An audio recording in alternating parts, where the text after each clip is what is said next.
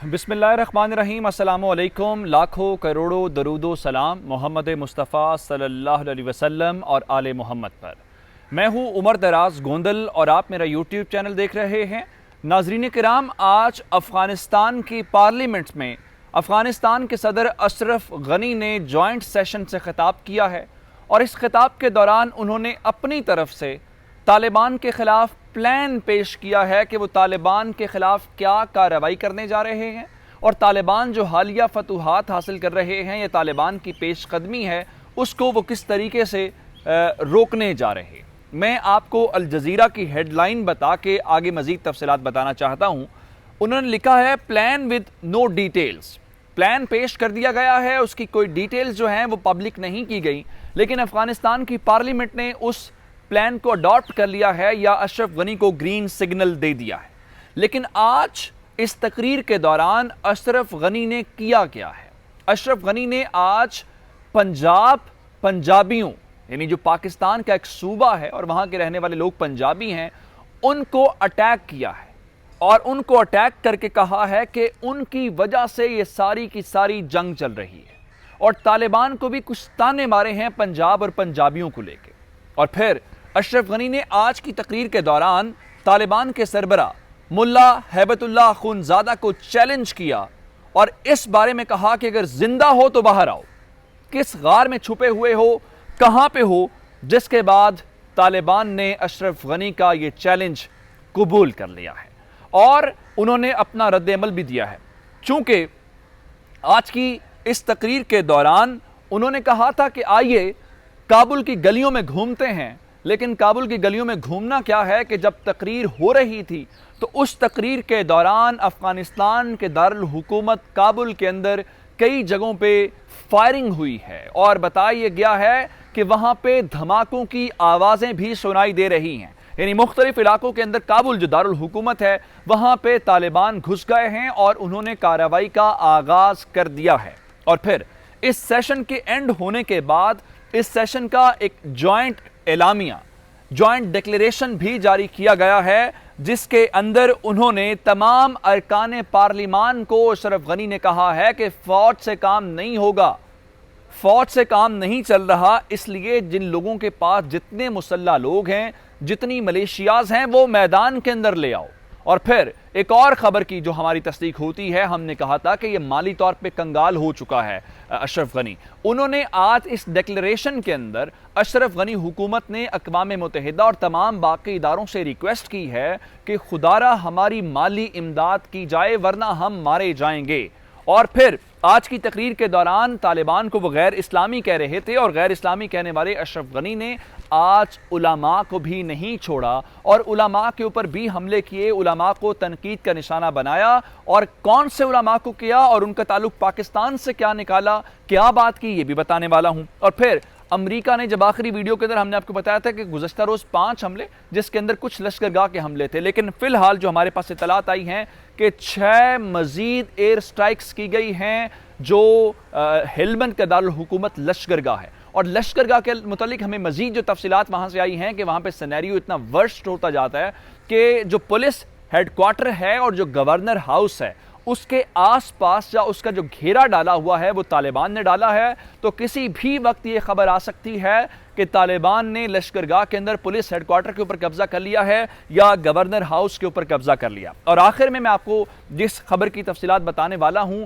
वो है यूरोपीय यूनियन के मुतालिक। यूरोपीय यूनियन के जो एनवॉय हैं थॉमस निकलसन, उन्होंने आज कुछ बात की है अफगानिस्तान के मुस्तकबिल को लेके और उन्होंने तालिबान की हुकूमत के मुतालिक क्या कहा है, कितना सिग्निफिकेंट है और अशरफ गनी के लिए कितना फ़ायदेमंद है। ये तमाम वो तफसीलात हैं जो आपकी खिदमत में पेश करनी है। लेकिन उससे पहले गुजारिश है कि हमारा यूट्यूब चैनल सब्सक्राइब कर लीजिए, बेल आइकन के ऊपर क्लिक कर लीजिए ताकि हमारी आइंदा आने वाली वीडियोस बर वक्त आप तक पहुँचती रहे। नाज़रीन, मैं सबसे पहले आपको बताना चाहता हूँ, हरात, लश्करगाह, कंधार के सूरत हाल को देखते हुए अशरफ गनी हौसला हार चुका है। आज इनके जो दोनों हाउसेस हैं यानी वोल्सी जिरगा और मशरानो जिरगा यानी अपर और लोअर हाउस दोनों जो हैं, उनका आज जॉइंट सेशन था और उस सेशन के दौरान अशरफ गनी ने खिताब किया। आप यकीन जानिए जो तालिबान कर दे मैं वो बताऊंगा, लेकिन जो बॉडी लैंग्वेज थी, जो अल्फाज इस्तेमाल किए गए, जिस फ्रस्ट्रेशन का इजहार किया गया, वो ये बता रहा था कि किसी हारे हुए लश्कर का सरबराह गुफ्तगू कर रहा है। उसने आज अपने प्लान को बताने की बजाय, अपनी गुफ्तगू करने की बजाय सिर्फ और सिर्फ पाकिस्तान को गालियां दी हैं, पाकिस्तान के बारे में बात की, अपनी नाकामी नहीं मानी। मिसाल के तौर पे उन्होंने आज पाकिस्तान की बजाय लफ्ज़ पंजाब इस्तेमाल किया। पंजाब से मुराद पाकिस्तान का सबसे बड़ा सूबा है, और चूंकि वो उसकी मेजॉरिटी है तो उस बुनियाद के ऊपर उन्होंने कहा कि तालिबान पंजाब के कहने के ऊपर इस जंग को तूल दे रहे हैं। फिर कहा, तालिबान को तंज करते हुए कहा कि अगर आपने पंजाबियों से बैत ली हुई है तो फिर आप अपने आप को पंजाबी समझें, अफगानी अपने आप को ना कहें। और इसके बाद क्या किया कि उसके बाद मुल्ला हैबतुल्लाह अखुंज़ादा जो तालिबान के सरबराह हैं, उनके मुतालिक कहा कि कहां है मुल्ला हैबतुल्लाह अखुंज़ादा, क्या जिंदा है? जिंदा है या किसी गार में छुपा हुआ है? अगर जिंदा है तो बाहर निकले और हरात की और मज़ार शरीफ की और काबुल की गलियों और बाजारों में घूमते हैं।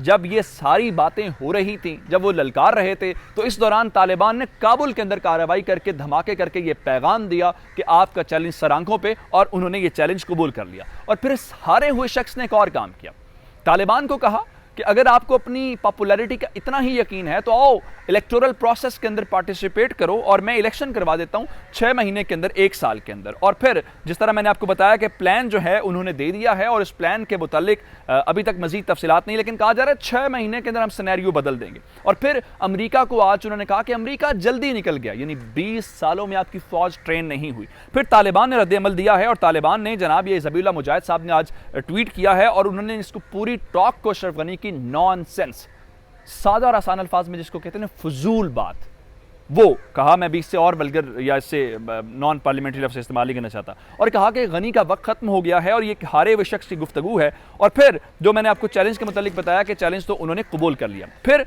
जॉइंट डिक्लेरेशन यानी मुश्तरका एलामिया पूरे दोनों हाउसेस का आ गया, और उसके अंदर ये कहा गया है कि जो रिपब्लिक सिस्टम है हम उसकी हिमायत करते हैं। और फिर अशरफ गनी ने अपनी फौज के ऊपर आज अदम एतमाद का इजहार किया। वो कैसे?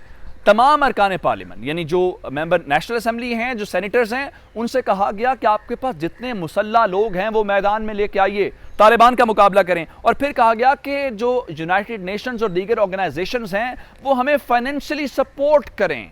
आप हमें फाइनेंशियली सपोर्ट नहीं करेंगे तो हम कोलैप्स कर जाएंगे, हालांकि कोलैप्स पहले कर चुके हैं। अच्छा, फिर उलमा वाली बात, आज अशरफ गनी साहब फरमा रहे थे कि तालिबान गैर इस्लामी है, इनके इस्लाम से कोई ताल्लुक नहीं है। और इस दौरान उलमा को, हालांकि उलमा के ऊपर अटैक नहीं किया जाता, उनको भी कहा, उनके बारे में बहुत गलत ज़बान इस्तेमाल की। और मौलाना समीउल हक साहब पाकिस्तान के आलिम हैं जो वफात पा चुके हैं, उनके साहबजादे के ऊपर तनकीद की और कहा कि समीउल हक के बेटे को इख्तियार किसने दिया है कि हमारे मुस्तकबिल के निज़ाम हुकूमत के ऊपर बात करे।